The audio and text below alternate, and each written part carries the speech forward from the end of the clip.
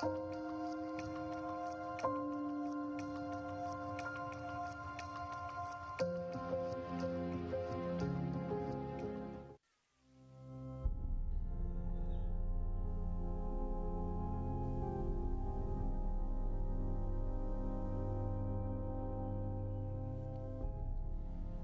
standard operating procedures have 3 key issues.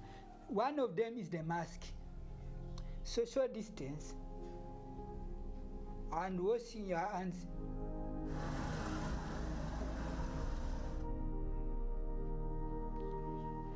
So the charge for deaf people is two of these 3.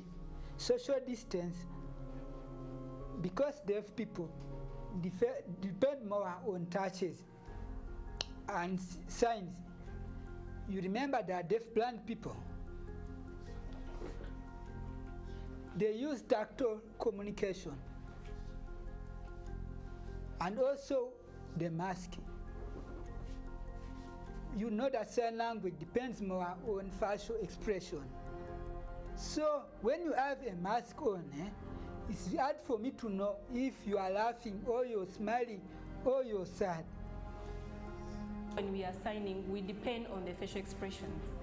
So when someone is having a mask on, you try to understand, but you cannot understand what the exact communication and the exact message. So because remember, when someone is putting on a mask, it's hard. And if you remove, you're at risk of getting COVID.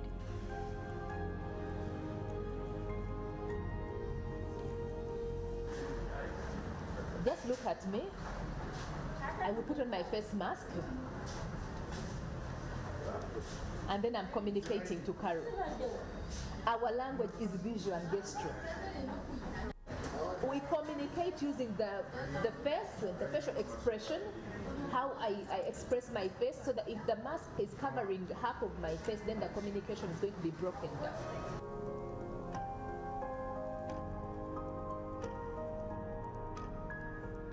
So, the mask is important, but some innovations are there where you can make a transparent mask.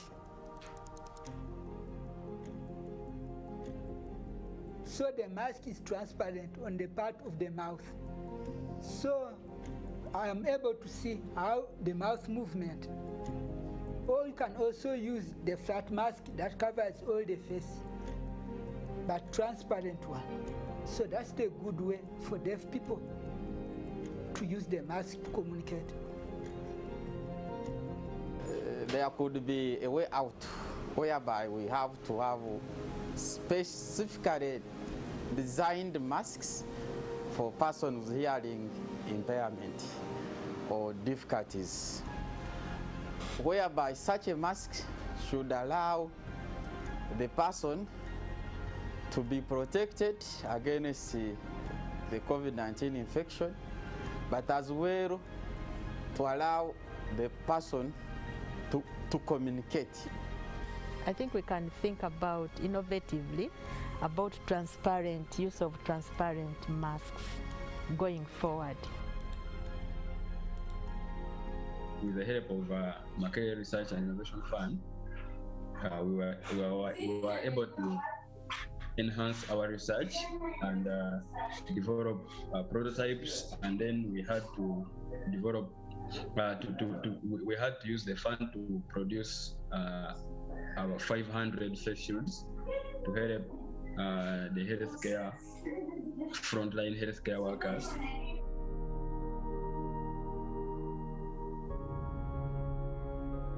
We tried also in our research to look at how we could be as much inclusive as possible. So the same with people with hearing impairment, even people with other physical disabilities like lameness or something. So we realized the face shield doesn't have any physical problem.